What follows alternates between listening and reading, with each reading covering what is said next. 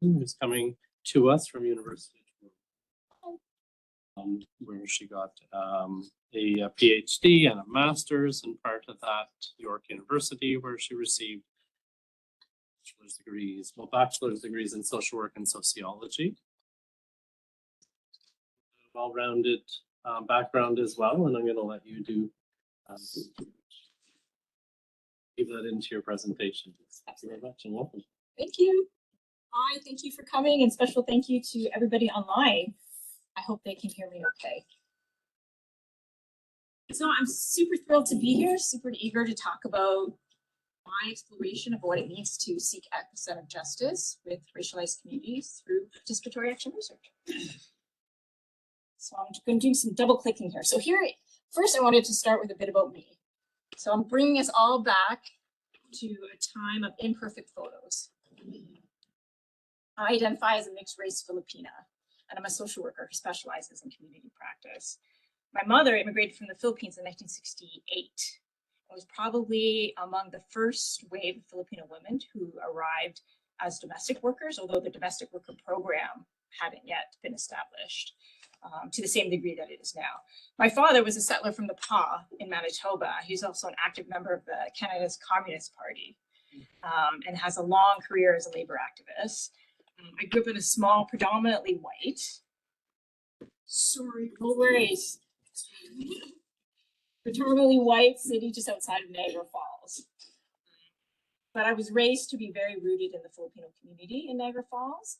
And as a mother now, I can appreciate how difficult it was for my mother in a white city, to build such a strong Filipino community around me. I was also raised in anti-capitalist values of the labor movement of the 80s, right when factories were shutting down very quickly. And I spent a lot of time on the picket lines with my father. In so many ways, I was raised in the language of community practice. And my journey to social work, as I explained to Fred this morning, was kind of inevitable. So here's a map of our talk today. It's organized into two parts. I do want to set the stage, start by setting this, oops, double click, there we go. If I don't double click, give me a little. So I want to be, to set the stage, I want to be clear about acronyms. In terms, I want to position myself and then give you a glimpse of my practice. In the second part, I'm going to share insights from my own practice with participatory action research, and this will move us into key insights from my dissertation. And finally, I will end by offering a look into my future research, hopefully research I can grow here at Memorial.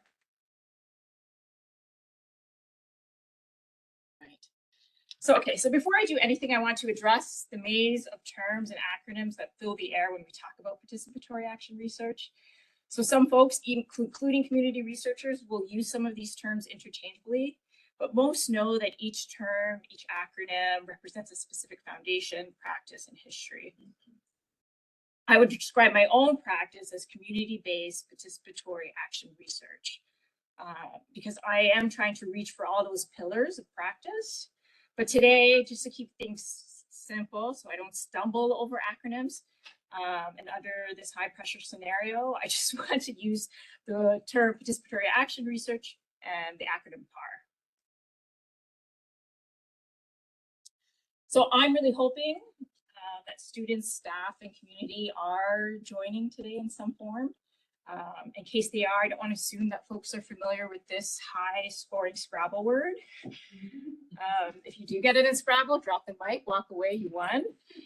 In academia, and I include myself here, I think we often forget that epistemology is not an accessible concept. But it is an important one to talk for this talk, but I believe as we're moving into this era of generative AI, it's an important time to think and talk about epistemology in everyday life. It's never been more important to keep questioning how we know what we know. So at its core, my work deals with the nature of knowledge. So epistemology, a branch of philosophy dedicated to understanding what is knowledge, how we build knowledge, and the nature of truth. For participatory researchers, there are additional questions we're asking. Who produces knowledge? Whose knowledge is produced? how is knowledge being used? How is it being exploited? How is it being excluded? One of my favorite courses to teach is actually the course that many social work students just dread. It's the BSW Research Methods course. I like to start that course with a discussion about epistemology and truth. And to do that, I invoke a body mapping exercise where I ask them to map your personal epistemologies, map the way you know in the world onto a map that represents our collective epistemologies. And at the end of the exercise, I remind students that research is only one way of knowing the world. And in fact, we live in a rich ecology of knowledges and diverse epistemologies. And the exercise is also a reminder that research has been and continues to be a part of the colonial project. And it will position itself in that project as the most legitimate way of knowing. So I think it's on that note that I want to take a moment to acknowledge the tragic and violent loss of Indigenous life and knowledges from the colonial project. I want to acknowledge and celebrate Indigenous knowledges that are thriving, emerging, and expanding our understanding of the world, even in the face of the colonial project. And I'm about to share my journey with participatory action research, and it has a lot of ups and downs.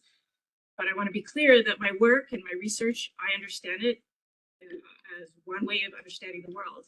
And I think even really good ethical research is incomplete if the knowledge it produces is not considered alongside rather than above Indigenous and racialized ways of knowing.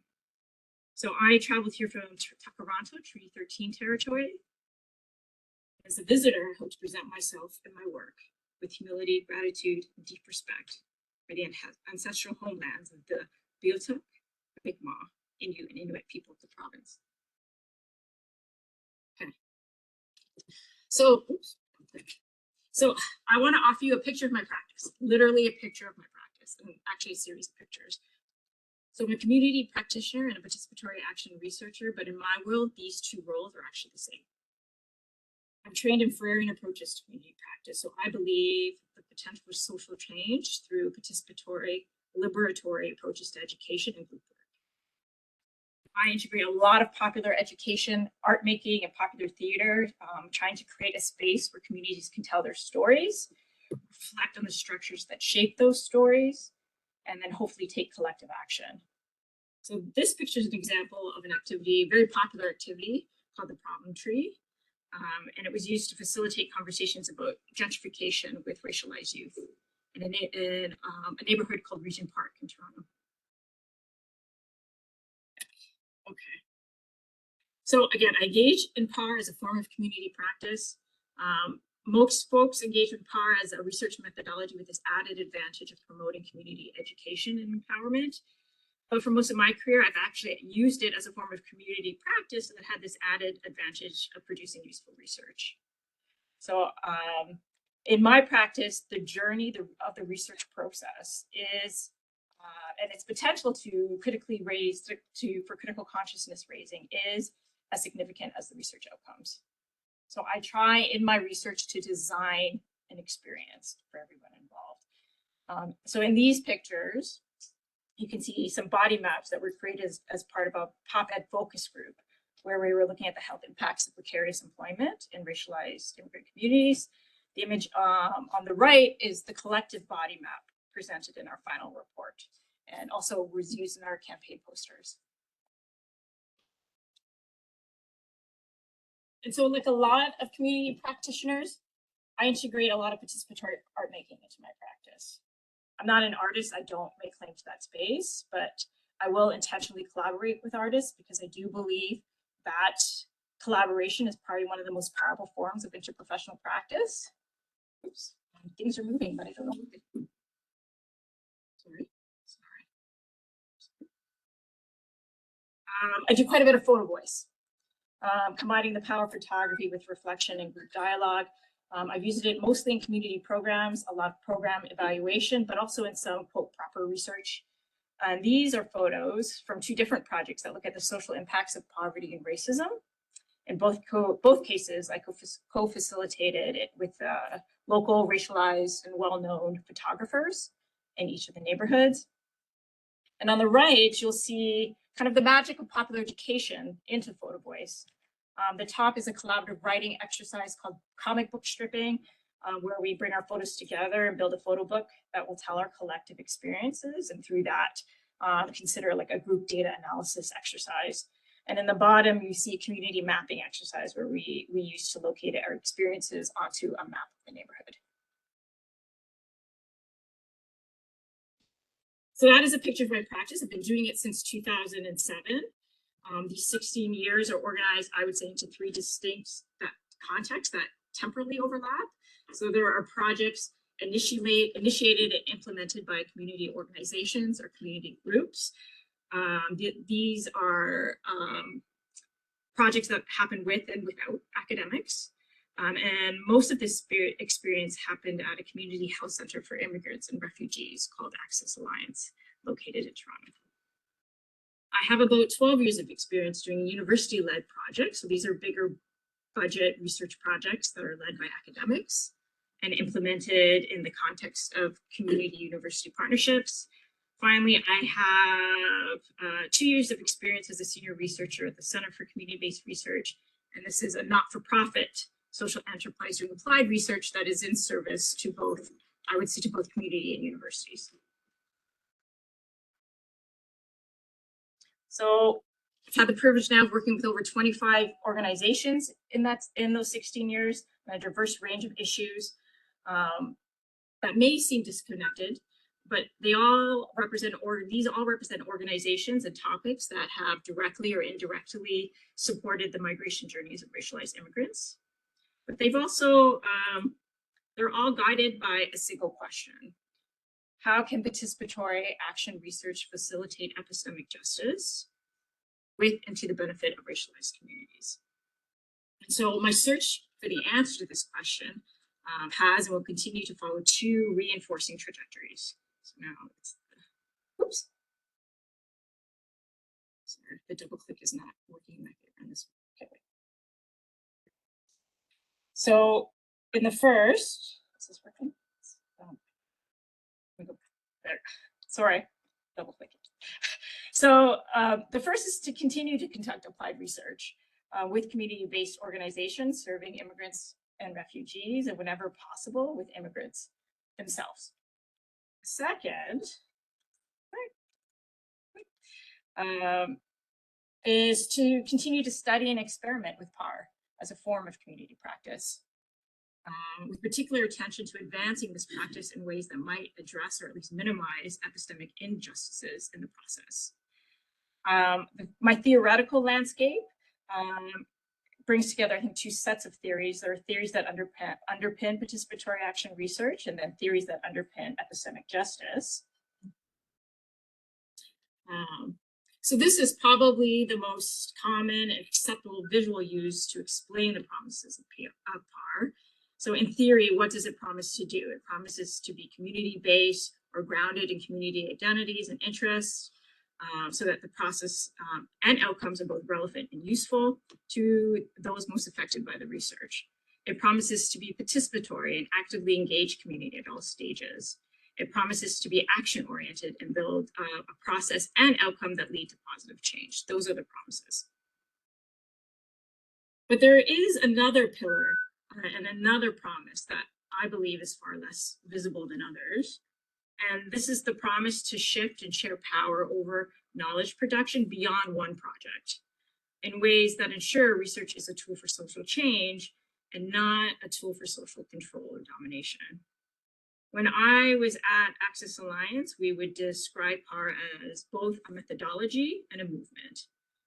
In theory, PAR was designed to move us away from extractivist research and towards more critical approaches where research is done with communities to democratize knowledge production. And then it would move to anti-oppressive research over time, where communities are co-leading research and reversing the gaze up towards systems of oppression. And then, of course, the long-term goal of this evolution is to colonize research. And of course, Indigenous and racialized research and methodologies are charting exciting pathways towards moving knowledge production beyond this continuum. And so this is why PAR is an important part of conversations and movements about epistemic justice. So what is epistemic justice? Theories of epistemic justice draw from a family of scholars and activists in the areas of critical race theory, critical pedagogy, post-colonial theory. Some of the theories I turn to the most are on this side, but I want to bring your attention to the 2001 gathering of the World Social Forum, pictured on your right. So it's the World Social Forum, for those of you that don't know, is a gathering of community organizations and activists to plan for an alternative future to neoliberal globalization. But it was at that first forum that this small, scrappy movement formed called the Epistemologies of the South. And their purpose was to reclaim understandings of the world that fall outside of Eurocentric thinking. And that's the spirit of epistemic justice. So these are theories that integrate the cognitive empire or the dominance of Eurocentric worldviews that value white consciousness as the centerpiece of all science. So epistemic justice then is about making visible knowledges that have been historically rendered invisible by the cognitive empire. So I want to talk a bit about why epistemic justice matters. And of course, the big picture of that is there is no racial justice without epistemic justice. And I think we all intuitively know that, but I don't think we talk about it enough. I would argue that with some exceptions, of course, like the dominance of Eurocentric systems and the production of knowledge is relatively unchallenged in North American mainstream social work. That said, I do want to take a moment to say that I know that some of those exceptions are right here, that there are scholars here talking about and writing about epistemic injustice in social work. And I'm very grateful to be here and humbled to be to share this work with them. So there are lots of good reasons to look more intentionally at epistemic justice in social work. I'm going to point out two. So first, theories of epistemic justice are important in an evidence-based profession. We're all aware of the ongoing struggle to fill the gap between theory and practice. I know that full picture of why that gap is happening is super complicated. I'm interested in one corner of that picture. I want to explore the gap through the lens of epistemic injustice. So whose knowledge is excluded, silenced, rendered invisible while building social work theory. Part of this journey is critically thinking through the limitations of that evidence-based paradigm from the perspective of epistemic justice, asking ourselves, how does the cognitive empire shape our understanding of the best available evidence? Finally, power is positioned as a strategy with the potential to close that epistemological gap between theory and practice. But as a strategy, it can fall short, especially if we assume it is a socially just methodology. So I've led and contributed to over a dozen PAR projects, and am now a growing part of racialized scholars doing PAR. And I've heard and lived through stories about projects that are designed in a way that can make them appear that they're fulfilling the promises of PAR. But then I hear community members in those projects saying, yeah, it was all very well intentioned, but it didn't feel good to be a part of it. And these are hard conversations to have, and I certainly have had them with community researchers and projects that I've been a part of, I've led. There is one project in particular where peer researchers with so much love and courage explained that at the best of times, during kind of like a post-evaluation debrief, did explain that at the best of times, yes, they felt like they were part of something really positive and empowering, but there were times where it felt like traditional research to them, where they themselves felt like the objects of research. Their labor, their ideas were being exploited by a fairly powerful institution. So these are hard conversations. They're not uncommon. And for me, it was this kind of reoccurring struggle to fulfill the promises of PAR that drove me to hide in the dissertation. So when I facilitate a group and I see that conversation is struggling to move forward, as a facilitator, my job, my role is to pause that process and hold a mirror up to that process and say, okay, what's happening here? Why can't we move forward? Is there something in the process we need to change? For me, the dissertation is me reaching for that mirror. It's the first step for me of a larger program of research that intends to hold up a mirror to participatory action research. So my dissertation is a critical interpretive review of PAR practices in social work scholarship. My search included PAR research conducted in North America, published in English over the last 12 years, authored by at least one researcher in the field of social work, or published in a social work journal. My search produced, I think, 3 buckets of data. The first were 72 primary studies of PAR, so studies studying participatory action research. Most of those are traditional systematic reviews. There were 403 studies that implement PAR, and these are kind of reports focused on findings, but they usually have an extended section in the article talking about the PAR process. And then finally, there were 101 case examples and practice reflections. So these are non-empirical articles written by social workers, sometimes co-written with community members who are telling the story of the projects. Here's the lessons we've learned, here's the successes, and here's the challenges. So data analysis focused on 2 of these 3 buckets. I did a scoping review of PAR studies conducted in North America over a 12-year period.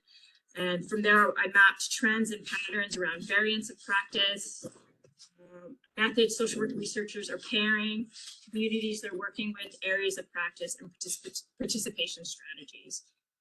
I'm also doing an interpretive synthesis of a theoretical sample of practice reflections and case examples. So this is where I take a deeper look into how social work researchers conceptualize PAR in practice, the outcomes, and the value for social work.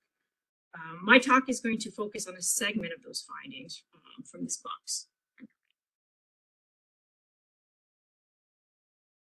There's my cat. So I think interpretive reviews for many schools of social work is a fairly new research method. So I do want to take a quick moment to explain it. It falls under a broader umbrella of qualitative approaches to systematic reviews.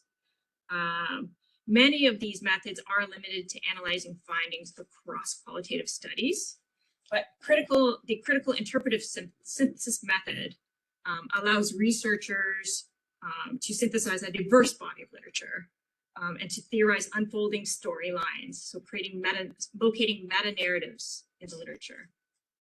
So it combines the principles of thematic analysis with critical interpretation, which means I'm looking into underlying meanings, contradictions, connections across practice reflections. So like most qualitative process, it's super iterative. My analysis moving between storylines and the data and was always moving between analysis and the research design. And this included like an emerging conceptual framework that had several iterations during my study.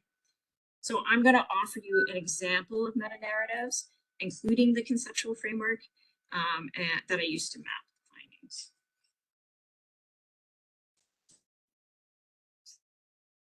Okay. So one key goal of the study was to understand how social work researchers are conceptualizing practice. And I can say broadly speaking, social workers have very similar understandings of the principles. They're not veering too far from how we typically explain these pillars, but they're drawing from a wide range of models of practice, different models to explain different approaches to different dimensions of PAR. So at the start of my analysis, right away, I did a review of the various models of practice that were being used by social work researchers and organized that review around the 3 pillars. I'm going to present a continuum for each of those pillars based on that review. And these are that come together in a conceptual framework that I use to guide my interpretive synthesis. So each continuum was developed for the study using data from the study. And these models, I want to emphasize, are not new. I won't introduce new concepts. They're adaptations or extensions of existing models of practice that are already in use. And so because my goal was to represent the full range of practice concepts that surfaced in the data. So a central concern for this study was to understand how and to what extent projects are connected to the communities they're researching. So in their conceptualization of who is community, what it means to be connected to community, social work researchers move between three approaches. There are projects that will make claims to being community-based, but are generally removed with low levels of community buy-in, community support, or community representation in the process. Multi-stakeholder projects that bring together relevant actors, all of them with different stakes in the issue, all of them with different proximities to lived experience. Some of multi-stakeholder projects will ensure that lived experience has a stronger presence in the project in numbers or in leadership roles. And in these projects move along the continuum towards a more grounded approach. Grounded projects that are projects that have support, buy-in, and represent the complex identities that define the lived experience of social issues that you're studying. The social work literature is full of typologies around participation. This has been an ongoing, evolving conversation since Arnstein's famous ladder of participation. The continuum here represents a wide range of conceptualizations of participation, including forms of non-participation participation. So these are projects that might wave the flag of participation, but engagement with communities can feel extractive or manipulative. It includes minimal participation like outreach or consultation, and then of course higher levels like collaboration and shared leadership. I added shared ownership as a form of participation. It's written about quite a lot, but it's not included in any of the models of practice. And so this addition kind of addresses concerns in the literature about the limits of shared leadership between community and university when financial resources and spending power over a project are held by one partner, usually the academic, and which is placing them in the most powerful position in the partnership.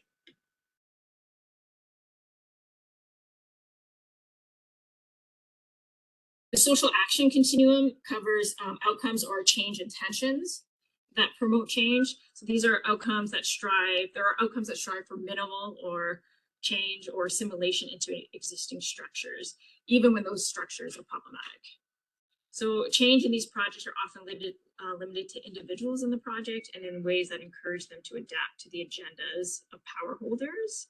So the most common example, of course, are organizational leaders in the sector who often use action research so they'll invite community members and staff to organize a research an organizational issue, pardon me, but they've already decided what the change looks like, what it's going to be. And the point of the research is actually to use the process to build buy-in and develop change leaders for the organization.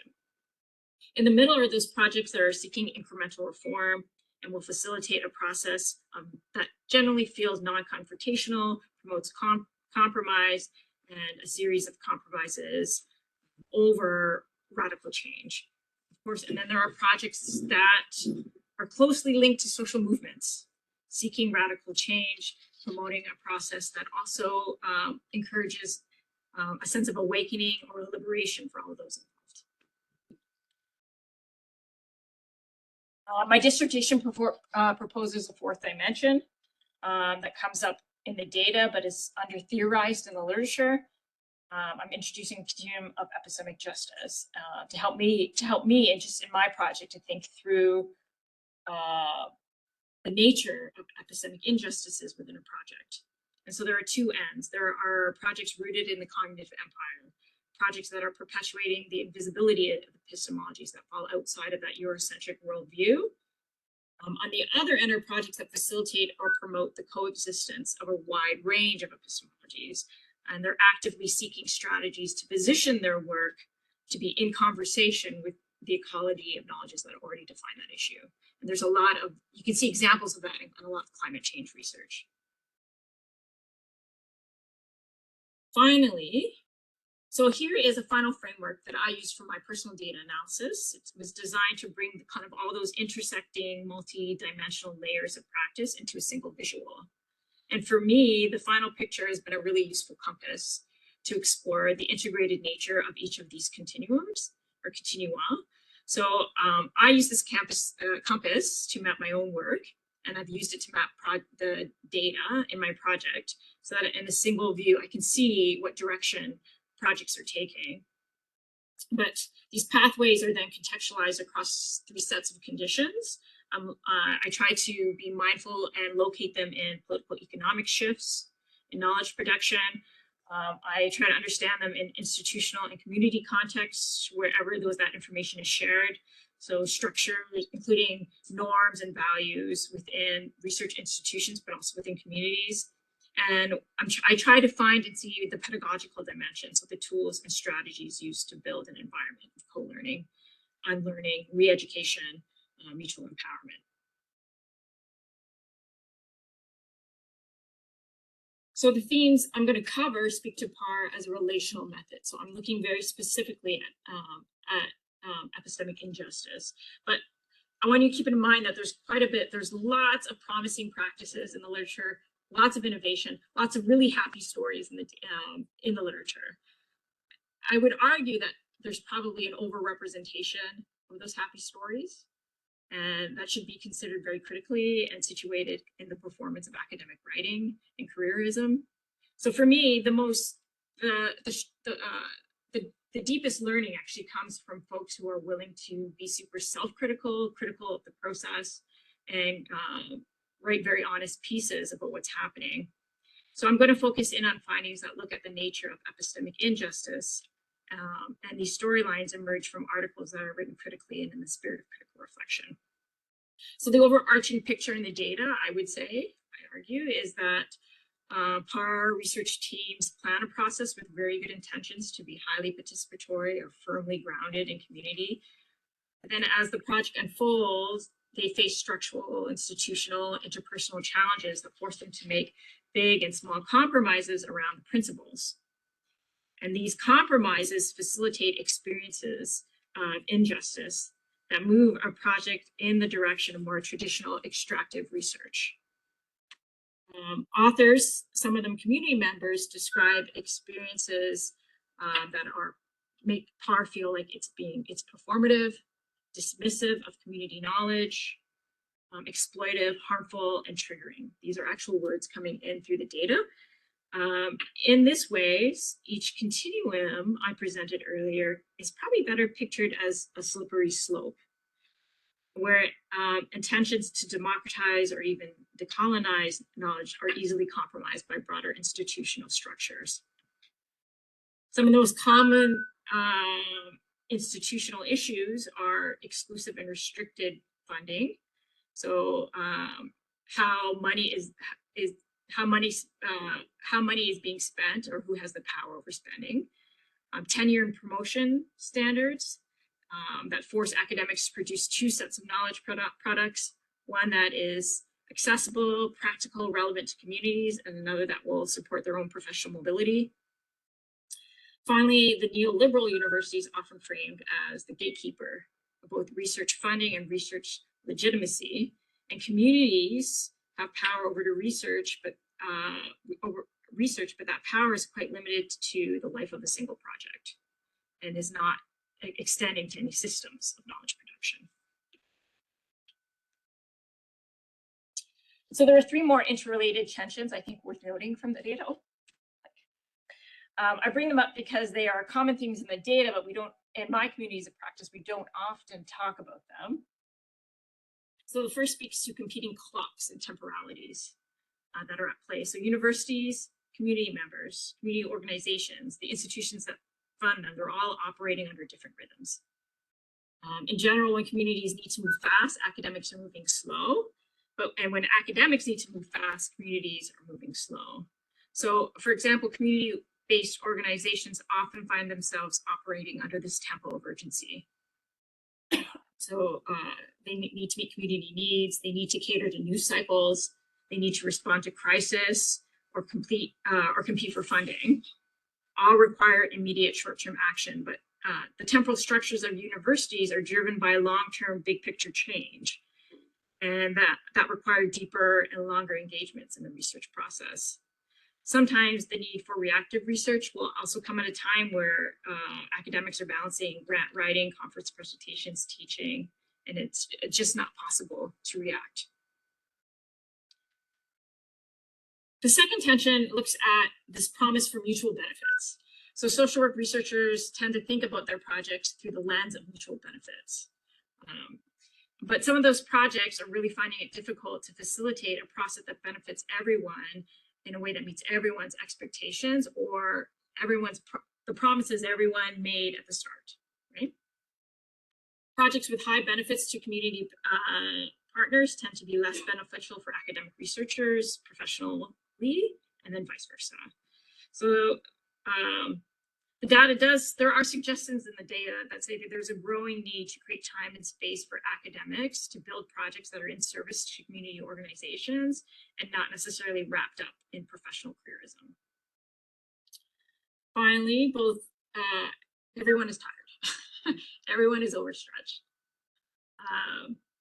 So that you have community members or professionals in the sector that are agreeing to research that are added to their work plans, already full work plans. You have community leaders, grassroots leaders, or activists that are managing campaigns, sometimes their own day jobs, and then making space for your research. And then you have social work academics who are invested in PAR that are juggling 4 roles. They're educators, they're administrators, they're researchers, and now they're community practitioners. But the biggest takeaway for me, of course, is the role social workers can play in advancing practices. So many of the skills needed to manage the relational and pedagogical pieces of PAR are actually found in community practice. So when we look at reflections of PAR in social work education, we see it taught as a unit in a research course oftentimes. Sometimes it exists as its own service learning course, but it's very rarely taught as a form of community practice, even though social work researchers recognize its value as a social work intervention. So, but this discussion, I think, should be contextualized in broader discussions in the literature that are concerned by the decline of community practice, kind of its underrepresentation in social work education and research more broadly. Finally, there are lots of discussion in literature, especially in youth participatory action research, that really focus in on the benefits of critical consciousness raising and as a concrete impact of engaging, a concrete outcome of engaging in PAR. And these narratives, social work researchers suggest that combining group dialogue, participatory facilitation leads to a critical consciousness raising in youth that is super valuable. And that this discussion can be contextualized into research that is growing, I think, in liberation psychology in particular, but in some corners of social work that explore the potential for healing and its potential to mitigate trauma, particularly racial trauma, through critical consciousness raising strategies. Okay, so in our last few minutes together, I want to share my program of research, and I just want to give a quick reminder that my research is organized around 2 parts. The first is I want to keep doing applied research with community-based organizations who are in service to immigrants and refugees in the sector. The second is to keep studying and advancing PAR as a form of community practice.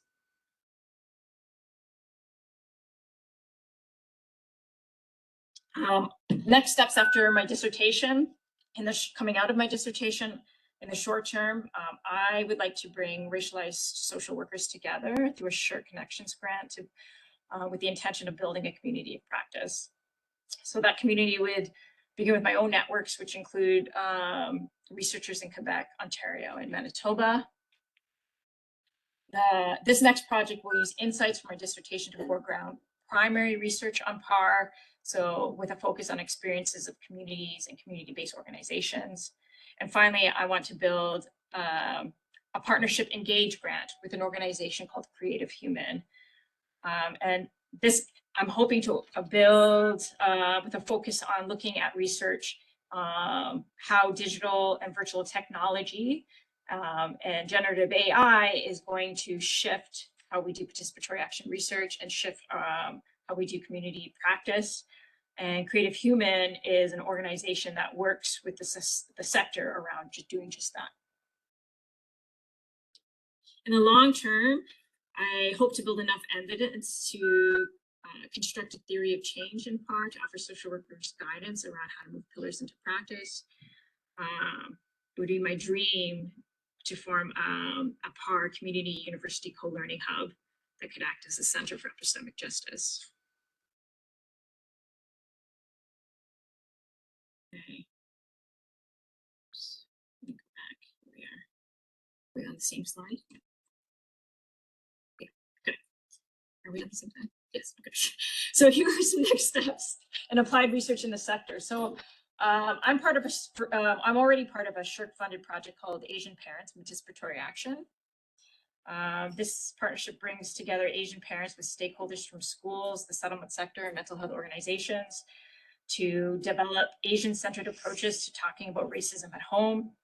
Data collection is happening in Ontario, Manitoba, and British Columbia. It would be amazing to bring the Newfoundland Labrador context to that project. But building on theoretical insights from that project, I want to facilitate a photo voice project with mixed race Filipino, Filipina, Filipinx youth and adults, and to explore power, privilege, and belonging in my community. And then finally, in my first years in Memora, we'll be very focused on rebuilding my work in the settlement sector here. And part of my strategy to do this is to dedicate both research and teaching resources to hopefully to be in service to smaller local applied research and evaluation projects. I have three long-term interests that I believe align well with emerging issues in Newfoundland and Labrador. I want to explore cross-sector collaborations to better support the migration journeys of international students. This is an opportunity, I think, for universities to build knowledge with the settlement sector that can be a source to their own students. I know that IRCC is right now exploring the possibility of restructuring settlement services to a regional model. So that means shifting funding and planning to approach that is very regionally based. And I know that this idea of regionalization is kind of an ongoing discussion in Newfoundland, Labrador. I'm also aware that IRCC is phasing out funding for ethno-specific settlement agencies. I am deeply concerned by the loss of knowledge and the lack of value for knowledge that is coming out of this corner of the sector. And so I hope to build a partnership development grant that will explore and document challenges and contributions of ethno-specific organizations in the Atlantic provinces. Finally, I'm on the board of a Filipino-centered settlement organization myself in Toronto called the Kababayan Multicultural Center. I'm hoping through a connection grant, I would just love to explore how knowledge can be mobilized between KMC and kind of the emerging Filipino community here in Newfoundland and Labrador. Okay. My last slide, I'm just going to wrap up with one last story.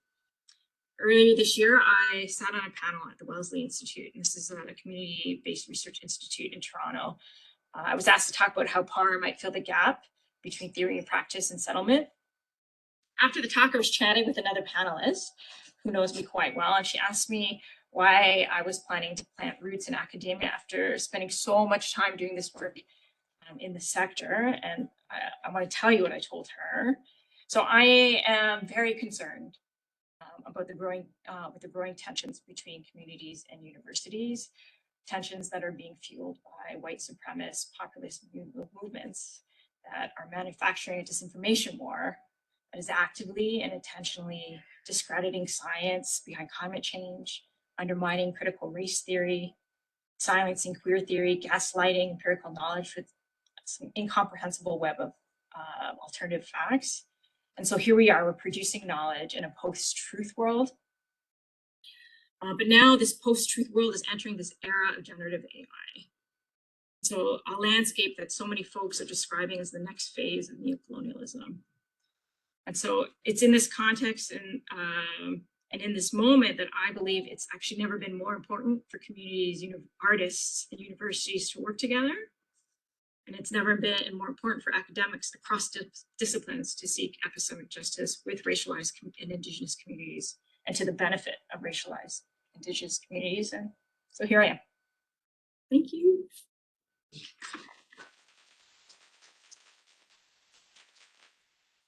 I'll answer questions if you have them, and I'm going to switch my glasses so I can do that.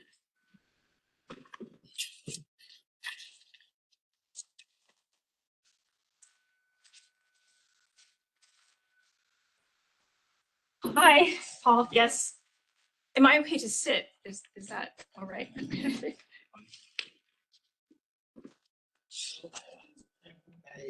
thank you for your presentation and exposition on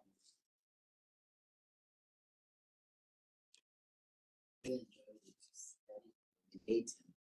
So to find out, in your own, from your own perspective, is there without the universities involved? I feel very confident that there is. I have done PAR without universities. I think, but when I done quite a bit, probably about 10 years of PAR without universities, and produced a lot of products that are swimming in the abyss of gray literature. And so, yeah, my short answer is yes, quite a bit. I don't think in the sector, I think the knowledge, like it's a very straight line between producing knowledge to putting knowledge into action. When I was at Access Alliance, we would do participatory research and then right away to start developing programs that came out of that research. So in that space, there wasn't any kind of struggle for legitimacy around knowledge. But that said, I do know bringing that knowledge to academic spaces is actually quite difficult to mobilize knowledge upwards to academia. That's kind of one of the key challenges. But yes, I do believe PAR. I do believe even some of the origin stories of participatory research in racialized countries around the world in the 60s and 70s were happening outside of the university. I mean, yeah, I think that too.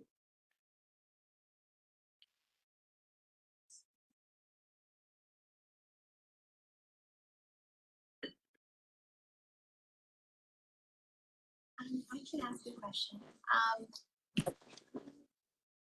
I'm wondering if you were surprised to find 400 studies in your review. That seems like a lot for a limited amount of time.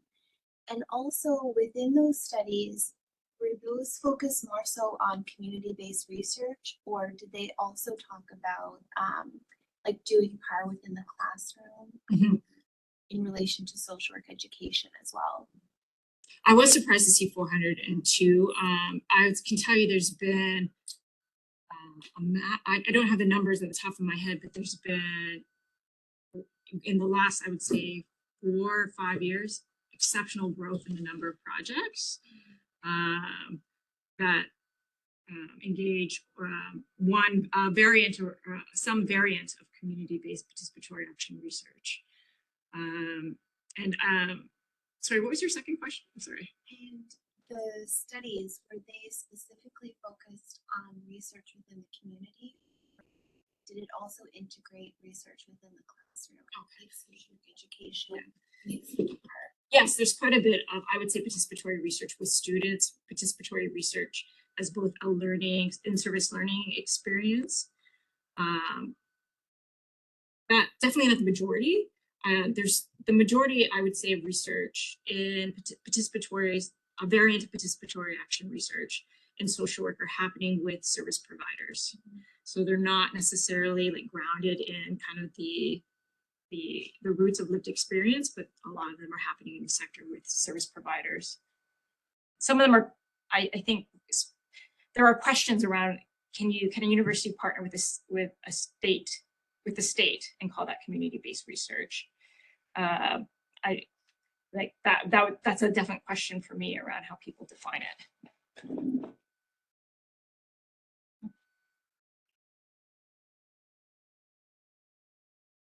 Do you have any experience doing PAR with migrant communities, and is that particularly challenging?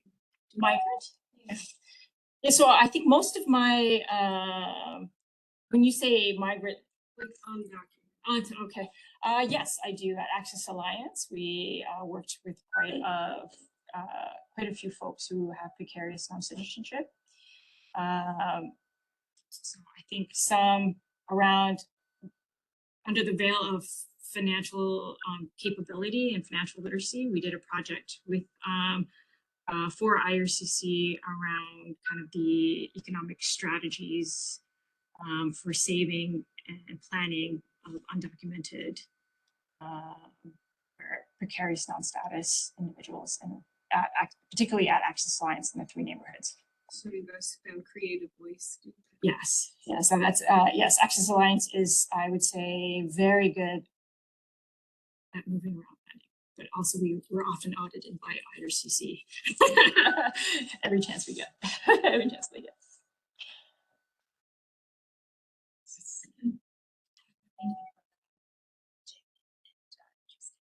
Presentation.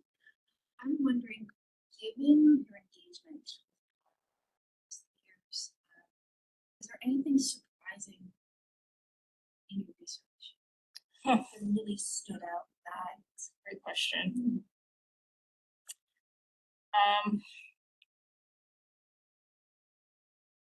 Yeah, I do think what surprises me, I came into the literature very skeptical of,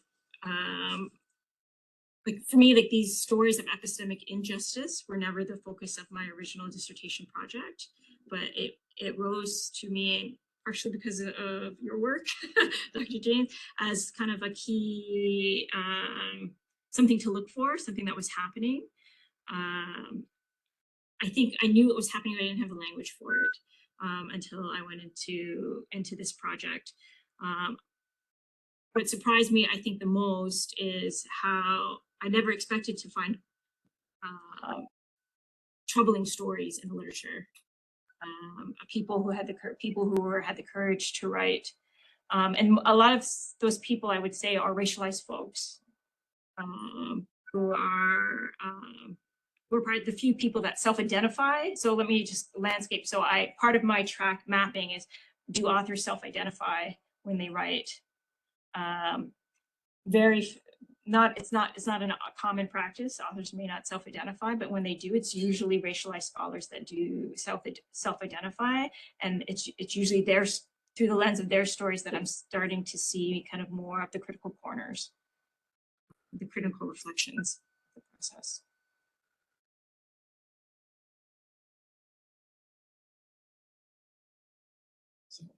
Come again. Yeah. So I'm just still wondering, like, and that's not specifically to you, but I think from your practice and then from the research that you have done, how would a PAR project typically arise in terms of the issues to be addressed, and then the questions that we should be asking? How would a project typically arise? I don't know if my question is if you understand it. Yeah. But how do we come to how does the project just come about? In terms of, oh, okay, these are the issues that we would want to address, but we know that we have to ask these questions, right? To get there. Like how,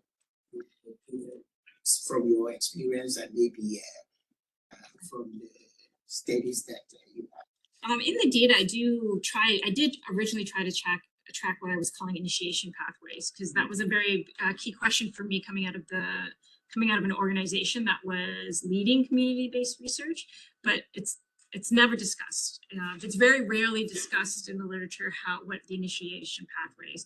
And one of the promises is all community involved at all stages of the project.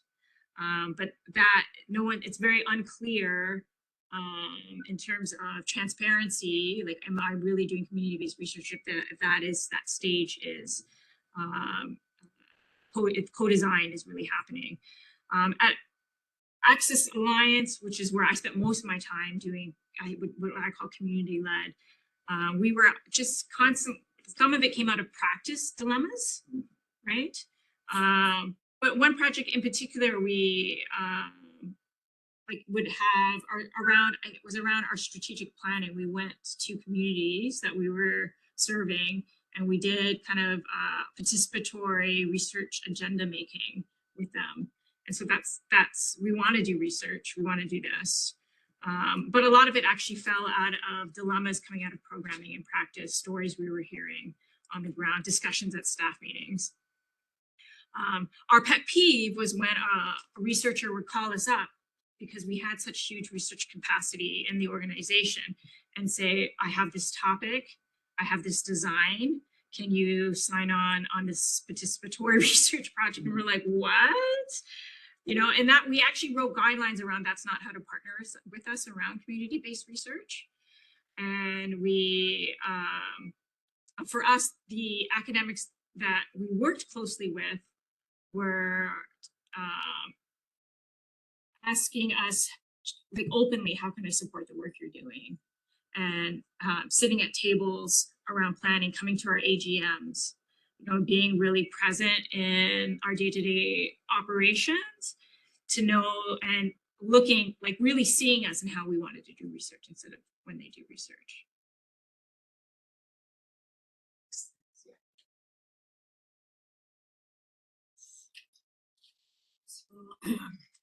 Huge appreciation for the work. And it's so amazing to have someone to be in conversation with, digging around PAR, particularly someone who positions himself as wanting to foment PAR as community practice, and particularly community social work practice. So yes, just wanted to start with the appreciation. I wanted to move, given your work with racialized and migrant communities, to a question around the specific operations of epistemic racism, ableism,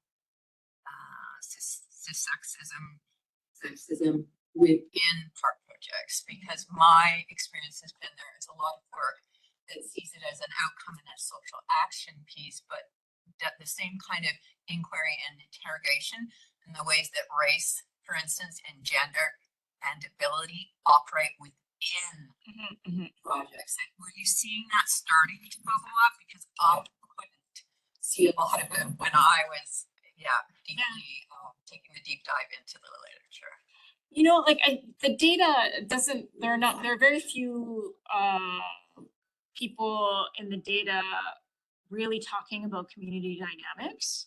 Like conversations of power are really limited to the abyss between universities and communities. And even on this idea of who is community, it paints a very uncomplicated picture, but we all know that that question, who is community, is super, super complicated. So I think that's why my next wave of research is actually looking at community dynamics within a project. And certainly I've had in my own project. So I did a project in Black Creek that is widely known also as Jane and Finch. And we had residents in the same building come onto a project. And there were so much power differentials, racism within groups, Islamophobia that were happening in the building between racialized communities. And of course, all of this is manufactured by a larger layer of white supremacy, right? And so it was very, very difficult for us to manage those dynamics.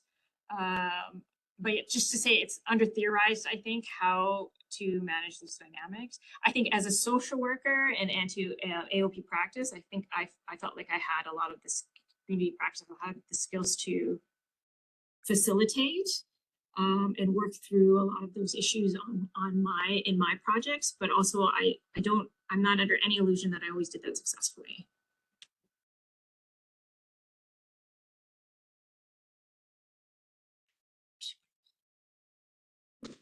So we're getting towards the end, but probably have time for a couple more questions, and then I have just a brief one, but methodological, so maybe more. That's okay. Certainly one of the things I read about critical interpretive synthesis is there's a lot of advantages, but one of the disadvantages that at least one author talks about is a replication, the challenge of offering a study that is replicable. Is that something you struggled with? I mean, I developed a protocol. Mhm. I actually tried to have that protocol approved by JBI, which is a systematic review body, but because it fell outside of the health sciences, I couldn't do it. But I think where it gets, I think you have your search, which is fairly systematic. You have your data extraction that is fairly systematic, but when it comes to the actual qualitative interpretation of data, then we're into the world of qualitative learning and knowledge generation, where how do you replicate, right? Kind of the nuance of interpretation between researchers and their data. Yeah, or even the search. I mean, some people also. Yeah. The search is iterative, so it could never be. Yeah, I had certain protocols in place. I did a search, and then I did do the search again and compare the two data sets. So I think from that level have some level of rigor, but yeah, I think for me, my perspective, my study, the search for the scoping review and the search for the interpretive data were the same. So I do feel confident that it could be replicated to a certain degree. Julia. Or is there one final person that hasn't spoke?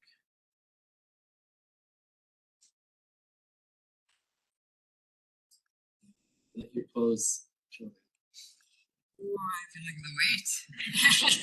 Final. So that's my question after you're done. Oh, yeah, that's right. Oh, maybe I should just defer to Lisa and I'll ask you my question in another context. How about that? So my question is totally unlike any other. If you were a musical instrument, what musical instrument would you be and why? Totally throw you right out. Is an incredible question. I would be drums. Like, I don't know the difference, but hand drums. Like, I don't know the technical terms, because I often see. I'm very. I think a lot about tempos, temporalities, and rhythms. And for me, even in my own personal life, I think around time, temporality, and rhythms. And so, hands down, the drums.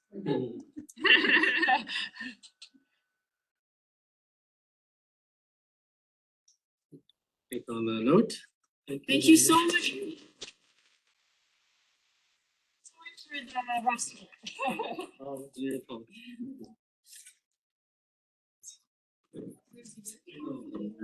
Filipino restaurant by my house. RG Noise.